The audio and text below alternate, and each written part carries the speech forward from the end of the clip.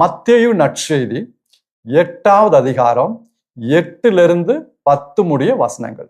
மத்தேயு நற்செய்தி 8வது அதிகாரம் வசனங்கள் 8 முதல் 10 முடிய நாம் தியானிக்க போகிறோம். நமக்கு தெரிந்த சம்பவம் தான், அதனாலதான் கொஞ்சம் சுருக்கமா சொல்றேன். வேற நமக்கு தெரிந்த சம்பவம்.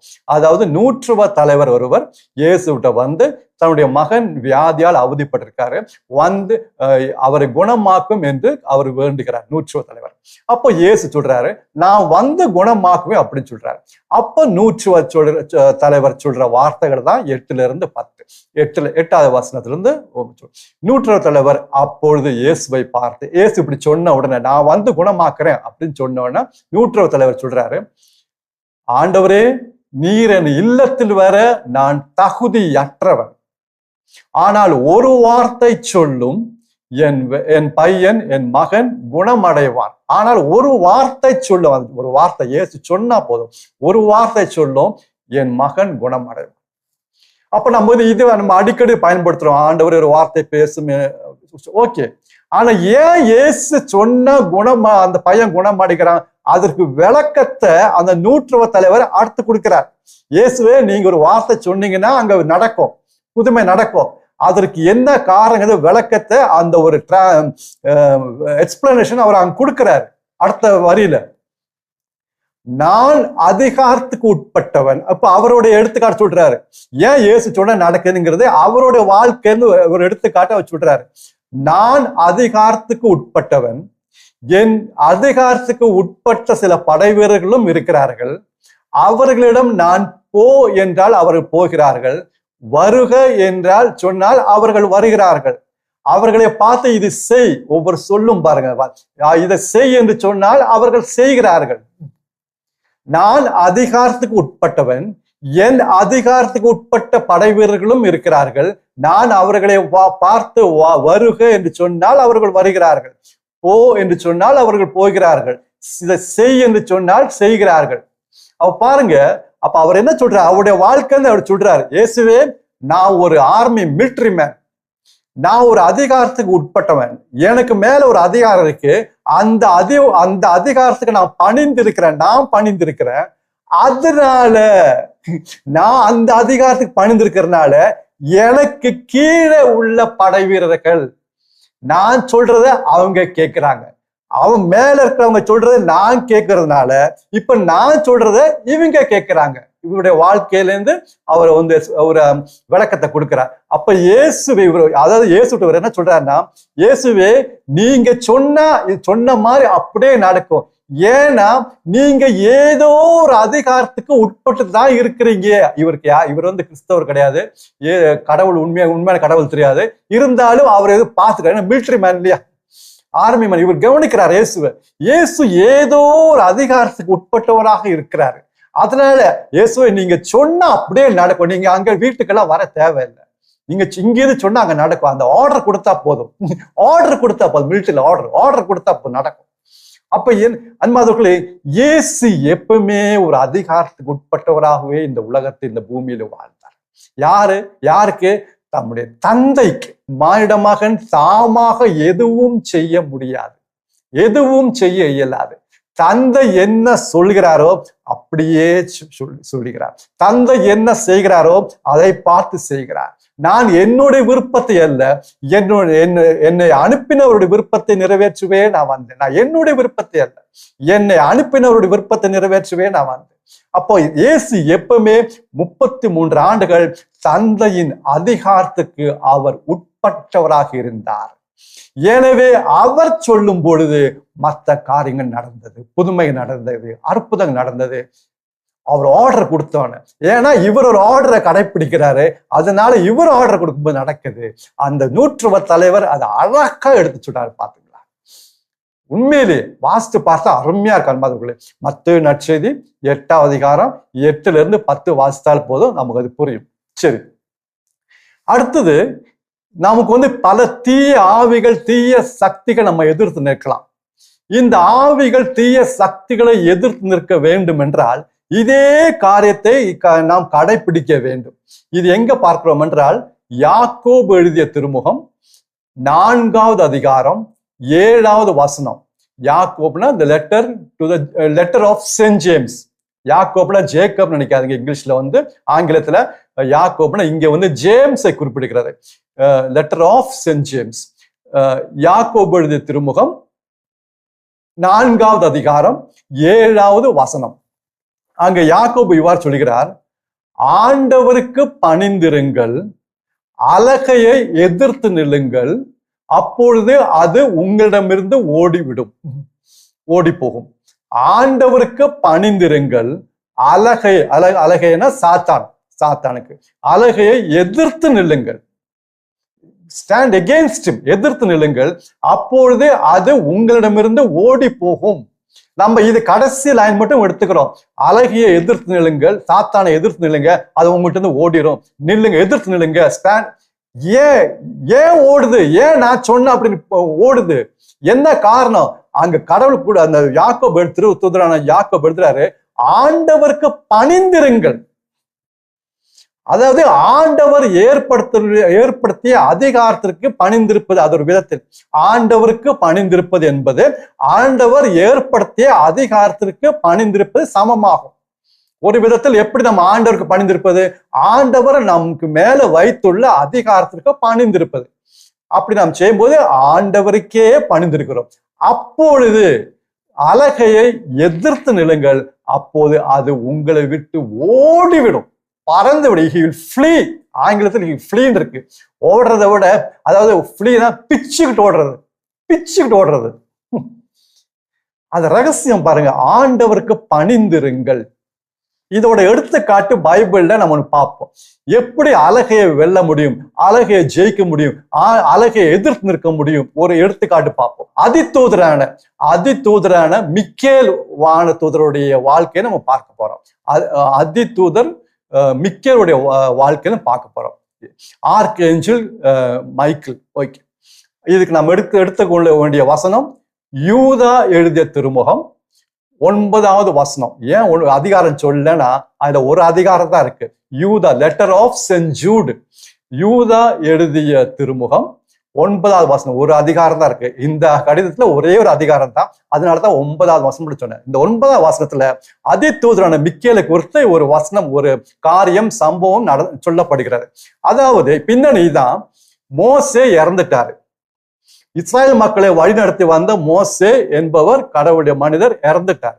இப்போ மோசோட உடல் ஒரு இடத்துல இருக்கு. மோசோட உடல் ஒரு இடத்துல இருக்கும் பொழுது அங்க அதிதூதர் மிக்கேல் இறங்கி வரார். இந்த உடலுக்காக ஒரு உடலை எடுக்க அவர் வரார். அதே நேரத்துல சாத்தானும் அங்க இறங்கி வந்தான். உடல் எடுக்க சாத்தானும் இறங்கி வந்துட்டான். இப்போ அதிதூதர் மிக்கேலுக்கும் சாத்தானுக்கு எதிரே ஒரு வாக்குவாதம். இங்கே மோசோட உடல் அங்க இருக்கிறது. இப்ப இந்த மிக்கேலுடைய, அந்த அதிதூதர் மிக்கேலுடைய அந்த வாழ்க்கைய பாருங்களேன். இந்த சாத்தானை கண்டிக்கவோ கண்டனம் செய்யவோ இந்த அதிதூதர் மிக்கேல் துணியவில்லை. அவரை, அந்த சாத்தானை கண்டனம் செய்ய துணியவில்லை. மாறாக அதிதூதரான மிக்கேல் சொன்ன வார்த்தை பாருங்கள், ஆண்டவர் உன்னை கடிந்து கொள்வாராக என்று மட்டும் சொன்னார். ஆண்டவர் உம்மை கடிந்து கொள்வாராக என்று மட்டும் சொன்னார். என்ன காரணம் தெரியுமாங்க? ஏன்னா ஒரு காலத்தில் இந்த சாத்தான், இப்போதான் சாத்தான், இதுக்கு முன்னாடி சாத்தான் யாராக இருந்தான்? தூதருக்கெல்லாம் தலைவனாக இருந்தான். இவன் பெரிய ஒரு தூதர், அதிதூதர். எல்லா ஞானத்திலும் அறிவிலும் அழகிலும் சிறந்தவனாக கடவுள் அவனை படைத்தார். லூசிபர் சிறந்தவனாக இருந்தான். ஆனா பெருமையினால, ஆணவத்தினால கடவுளுக்கு மேலாகவே உயர வேண்டிய ஒரு எண்ணம் அவன் உள்ளத்தில் வந்தது. அப்போது கடவுள் அவனை தள்ளிவிட்டார், சாத்தானாக மாறிவிட்டார். ஆக ஒரு காலத்தில் தூதர்களுக்கெல்லாம் தலைவனாக இருந்தார். அப்பொழுது இந்த மிக்கேல், அதிதூதர் மிக்கேல்லாம் இந்த லூசிபர் கீழே தான் இருந்தார். ஏன்னா அவன் தலைவனா இருந்தான். அந்த அதிகாரம் அவனுக்கு கொடுத்தது கடவுள். அதனால இப்போ அபிஷேகம் போயிடுச்சு. இப்பொழுது அவனுடைய அபிஷேகம் போயிடுச்சு, சாத்தானாக மாறிவிட்டான். ஆனால் கடவுள் ஒரு காலத்தில் அவனை அபிஷேகம் செய்திருந்தார். அதனால கடவுளுக்கு மரியாதை கொடுத்து, கடவுளுடைய அதிகாரத்துக்கு மரியாதை கொடுத்து, ஆண்டவர் உன்னை கடிந்து கொள்வாராக என்று மட்டும் சொல்லி போய்விட்டார். இவர் ஒன்னும் அதிதூதர் மிக்கேல் வேற ஒன்னும் கண்டனம் பண்ணல. அங்க சண்டைப்படுறதுக்கு ஒண்ணும் போல. இது அதிதூதரோட வாழ்க்கையில் நடந்த ஒரு சம்பவம். ஆண்டவருடைய அதிகாரத்திற்கு பணிந்திருந்தார். இப்படி அவருடைய வாழ்க்கை இருந்ததுனால இது லைஃப், அதிதூதரோட மிக்கேலுடைய வாழ்க்கை லைஃப். இப்படி அவர் இருந்ததுனால அவருடைய ஊழியத்தை பாருங்களேன், லைஃப் அண்ட் மினிஸ்ட்ரி, வாழ்க்கையும் ஊழியமும் ஒன்னா போகணும். இப்படி அவருக்கு ஆண்டவருடைய அதிகாரத்துக்கு பணிந்திருந்ததுனால அடுத்து அவருடைய ஊழியத்தை பாருங்க, மினிஸ்ட்ரியை பாருங்க. அடுத்த புத்தகம் திருவெளிப்பாடு புத்தகம், த புக் ஆஃப் ரெவலேஷன். அடுத்த புத்தகம், கடைசி புத்தகம் த புக் ஆஃப் ரெவலேஷன், திருவெளிப்பாடு புத்தகம் 12வது அதிகாரம் 7வது வசனமும் 8வது வசனமும். திருவெளிப்பாடு புத்தகம் 12வது அதிகாரம் 7வது வசனமும் 8வது வசனமும் அருமையா இருக்கு பாருங்க. இப்படி அதிதூதர் மிக்கேல் கடவுளுடைய அதிகாரத்துக்கு பணிந்திருந்ததுனால இப்ப ஊழியத்தை பாருங்க. இந்த இடத்துல இந்த அதிதூதரான மிக்கேலுக்கும் சாத்தானுக்கும் அங்கே விண்ணகத்தில் போர் மூண்டது, வார். அது அரக்க பாம்பு, சாத்தானே அரக்க பாம்பு என்று சொல்லப்படுகிறது. அதிதூதர் மிக்கேலும் அவருடைய தூதர்களும் ஒரு பக்கம், அரக்க பாம்பும் அவனுடைய தூதர்களும் இன்னொரு பக்கம். இந்த இரு தரப்பினருக்கு இடையே போர், சண்டை. அதுல அந்த போர்ல அதிதூதரான மிக்கேல் தூதர்களும் அந்த அரக்க பாம்பின் மீது மிக பெரிய வெற்றியை கொண்டார்கள். ஊழியம் மிக பெரிய வெற்றியை கண்டார்கள். அதற்கு பிறகு அரக்க பாம்பு மேல இருந்து தள்ளிவிடப்பட்டான். இவங்க ஜெயிச்சாங்க. இவங்களுக்கு 2 பேரும் போர். ஏன் ஜெயிக்க ஒரு காரணம், அந்த சம்பவத்தை பாருங்க. அவருடைய வாழ்க்கையில் அதிதூதரான மிக்கேல் எப்பொழுதுமே கடவுளுடைய அதிகாரத்துக்கு பணிந்திருந்தவராக இருந்தார். ஆனா சாத்தான் கடவுளுடைய அதிகாரத்துக்கு பணிந்திருக்கவில்லை, கடவுளுக்கு பணிந்திருக்கவில்லை. Michael, அதிதூதரான Michael பணிந்திருந்தார். அதனால அவருடைய வாழ்க்கை இப்படி இருந்தால ஊழியத்திலும் வெற்றிங்க, ஊழியத்துல வெற்றி. அப்போ எப்பொழுதெல்லாம் ஆண்டவருக்கு நாம் பணிந்திருக்கிறோமோ, அதாவது ஆண்டவர் நம் மீது வைத்த அதிகாரத்துக்கு பணிந்திருக்கிறோமோ, அப்பொழுதெல்லாம் ஒரு ஆசீர்வாதம் நமக்கு கிடைக்கிறது. தீய ஆவிக்கு எதிராக, தீய சக்திகளுக்கு எதிராக, சாத்தானுக்கு எதிராக நாம் எப்பொழுதுமே ஒரு ஜெயம் கொண்டாட முடியும். அவனை நாம் எதிர்த்து நிற்க முடியும். அதுதான் யாக்கோபு 4வது அதிகாரம் 7வது வசனம்.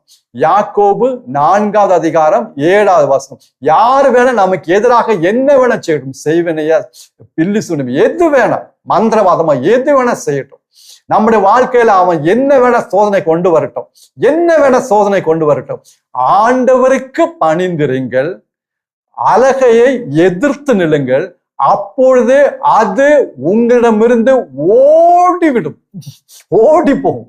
அதாவது இனிமேல் நீங்க நிக்கவே கூடாதுப்பா, இவற்றை வரவே கூடாது, எதிர்த்து ஆண்டவருக்கு பணிந்திருங்கள். அதாவது ஆண்டவர் நம் மேல் வைத்துள்ள அதிகாரத்திற்கு பணிந்திருப்பது. சரி, இப்ப பவுல் அடிகளார் சொல்ற வார்த்தைகளை கவனிப்போம். ரோமையர் 13வது அதிகாரம் 1 முதல் 4 முடிய வசனங்கள். ரோமையர் 13வது அதிகாரம் 1 முதல் 4 முடிய வசனங்கள். நம்ம நாட்டு தலைவர்கள், ஆட்சியாளர்லாம் இருக்காங்க. எத்தனை பேர் இவர்களுக்கு எதிராக பேசுறாங்க பாருங்க. அதனால எவ்வளவோ ஆசீர்வாதத்தை அவங்களை இழந்து விட்டார்கள், அபிஷேகத்தை இழந்து விட்டார்கள். அங்க பாருங்க, பவுலடிகளார் சொல்றாரு. அன்பாதவர்களை, இதை வாசிக்கும் போது ஒன்று நாம் ஞாபகத்தில் வைத்துக் கொள்ள வேண்டும், இவருடைய பின்னணியும் பார்க்க வேண்டும். பவுலடிகளார் இந்த கடிதத்தை எழுதும் பொழுது, இந்த வசனங்களை எழுதும் பொழுது, அங்கே ரோமை நகரில் பேரரசராக இருந்தவர் நீரோ என்ற சக்கரவர்த்தி, நீரோ என்ற பேரரசர், நீரோ அவர் தான் ராஜா. அவர் மிகவும் கொடூரமாக கிறிஸ்தவர்களை அவர் கொடுமைப்படுத்தினார், மிகவும் கொடூரமாக கிறிஸ்தவர்களை கொடுமைப்படுத்தினார். நெருப்பை வைத்து எரிச்சார், கிறிஸ்தவர்களை எரிச்சார். வரலாறு சொல்கிறது, இந்த நீரோ பேரரசன் சீசர், நீரோ சீசர் தான் பவுல் அடிகளாருடைய தலையை வெட்டினதாக வரலாறு சொல்லுகிறது. நீரோ சீசர் தான் பவுல் அடிகளாருடைய தலையை வெட்டி கொலை செய்ததாக சொல்லப்படுகிறது. அப்பேற்பட்ட நீரோ சீசர் பேரரசர் ரோமை ஆட்சி செய்த காலத்தில் இவர் எழுதின கடிதம் வசனங்கள். அது ரோமையர் 13 அதிகாரம். அதுல முதல் 4 வசனத்தை பாருங்க, அருமையா. நான் சுருக்கமா சொல்றேன், வாசித்து பார்த்தா நன்றாக இருக்கும். ஆளும் அதிகாரத்திற்கு பணிந்திருங்கள் சொல்ற. அப்போது நீரோ சீசர், அவர் தான் பேரரசர், ஆட்சியாளர். ஆளும் அதிகாரத்திற்கு பணிந்திருங்கள். எப்படி துணிச்சலா சொல்றாரு பாருங்க, ஆளும் அதிகாரத்திற்கு பணிந்திருங்கள். கடவுளிடமிருந்து வராத அதிகாரமே கிடையாது. அதாவது எல்லா அதிகாரமும், இந்த உலகத்துல இருக்கிற எல்லா அதிகாரமும் கடவுளிடம் வருகிறது. நமக்கு புரிய மாட்டேங்குது, பரவாயில்ல. ஆனா வசனத்தை, இறை வார்த்தையை நம்புவோம். கடவுளிடமிருந்து வராத அதிகாரம் எதுவுமே கிடையாது. அதாவது எல்லா அதிகாரமும் கடவுளிடமிருந்து தான் வருகிறது. முதலமைச்சரோ, பிரதமரோ, ஆட்சியாளர்களோ, காவல்துறையினரோ, யாராக இருக்கட்டும், கணவன் அல்லது பெற்றோர்கள், எல்லா அதிகாரமும், வேலை செய்யும் இடத்துல அதிகாரிகள், கடவுளிடமிருந்து வராத அதிகாரம் எதுவுமே கிடையாது. அதிகாரத்தை எதிர்த்து நிற்போர் கடவுள் ஏற்படுத்தும் ஏற்பாட்டிற்கு எதிராக செயல்படுகிறார்கள். அதிகாரத்தை எதிர்த்து நிற்போர் கடவுள் ஏற்படுத்தும் ஏற்பாட்டிற்கு எதிராக அவர்கள் செயல்படுகிறார்கள். அவர்கள் தங்களுக்குத்தானே தண்டனை தீர்ப்பை வருவித்துக் கொள்கிறார்கள். பாருங்க எவ்வளவு கடுமையா அவர் சொல்றாரு. தங்களுக்கு நீரோ அரசர் இருக்காரு, இந்த நீரோ தான் இவரை கொலை செய்தது, அவரே ஆட்சி செய்யும்போது சொல்றாரு, அதிகாரத்தை எதிர் நிற்போர் கடவுள் ஏற்படுத்தும் ஏற்பாட்டிற்கு எதிராக செயல்படுகிறார்கள். இந்த ஆளும் அதிகாரிகள், ஆட்சியாளர்கள் நமக்கு நன்மை செய்வதற்காக, 4வது வசனம், நன்மை செய்வதற்காக கடவுளால் ஏற்படுத்தப்பட்ட தொண்டர்கள், சர்வன்ஸ், தொண்டர்கள், நமக்கு நன்மை செய்வதற்காக கடவுளால் ஏற்படுத்தப்பட்ட தொண்டர்கள். நமக்கு புரியாம இருக்கலாம், அன்பார்ந்தவர்களே, அவங்க கணக்கு கொடுக்கணும், அது வேற. அவங்க கணக்கு கொடுக்கணும், அது வேற. அதிகாரத்துக்கு உட்பட்டு இருந்தால் கடவுளுடைய அதிகாரத்துக்கு நாம் பணிந்திருக்கிறோம் என்பது. எத்தனையோ பேர் இந்த அதிகாரிகளுக்கு எதிராக பேசுறாங்க, நாட்டு தலைவர்களுக்கு எதிராக பேசுறாங்க, திருச்சபை தலைவர்களுக்கு எதிராக பேசுறாங்க, வேலை செய்யும் அதிகாரிகளுக்கு எதிராக பேசுறாங்க. மனைவி கணவனுக்கு உட்பட்டு, மனைவி சொல்றா, தாய் வந்து சொல்றா, நான் சொல்றேன் என் பையன் கேட்க மாட்டான். ஏன் கேட்க மாட்டான்? ஏன் உங்க சொல்லுக்கு வல்லமை இல்லை? ஏன்னா நீங்க கணவனுடைய அதிகாரத்துக்கு உட்பட்டு இருக்கவில்லை. கணவன் சொல்ற நீங்க கேட்கிறீங்களா? கணவன் சொல்றாரு, குடும்ப தலைவர் சொல்றாரு, நான் சொல்றது யாருமே கேட்கறதில்ல, என் மனைவியும் கேட்கறதில்ல, பிள்ளைங்களும் கேட்கறதில்ல. ஏன் கேட்கறதில்ல? நீங்க கடவுளுடைய வார்த்தைக்கு உட்பட்டு இருக்கிறீர்களா? மனைவியின் தலை கணவர், கணவரின் தலை கிறிஸ்து, கிறிஸ்துவின் தலை தந்தையாம் கடவுள். மனைவியின் தலையாக இருப்பது, அதிகாரமா இருப்பது கணவர், கணவருக்கு அதிகாரம் கிறிஸ்து, கிறிஸ்துவின் தலையாக இருப்பது தந்தையாம் கடவுள். அன்பார்ந்தவர்களே, அதிகாரத்துக்கு உட்பட்டு இருக்கும் போது கடவுளுக்கே நாம் உட்பட்டு இருக்கிறோம், அவருக்கு பணிந்திருக்கிறோம். ஜெபிப்போம். தூய ஆவியானவரே எங்களுக்கு இந்த அதிகாரத்துக்கு உட்பட்டு இருக்க எங்களுக்கு சொல்லித்தார். ஒரு முறை மோசேவுக்கு எதிராக மிரியம் பேசினார். எண்ணிக்கை ஆகமம், the book of numbers, எண்ணிக்கை ஆகமம் 12வது அதிகாரம் 1-10. எண்ணிக்கை ஆகமம் the book of numbers 12வது அதிகாரம் 1-10 முடிய வாசிச்சு பாருங்க. மோசேவோட சகோதரி மோசேக்கு எதிராக மிரியம் மோசேக்கு எதிராக பேசினார். அவளுக்கு குஷ்டம் வந்து விட்டது. மோசேவோட அதிகாரத்தை அவள் கேள்வி கேட்டார். கடவுள் உங்கள்கிட்ட மட்டும் தான் பேசுவாரா, என்கிட்ட பேச மாட்டாரா? அதிகாரத்தை டச் பண்ண பாருங்க, கடவுள் இறங்கி வந்துட்டார். அதிகாரத்துக்கு எதிராக நம்ம பேசக்கூடாது, அவங்களை எதிர்த்து நிற்கக்கூடாது, அவங்களுக்கு எதிராக செயல்படக்கூடாது. அவங்க செய்யற சில காரியங்கள் பிடிக்கலையா, பரவாயில்ல, விட்டுருங்க, அமைதியா இருப்போம்.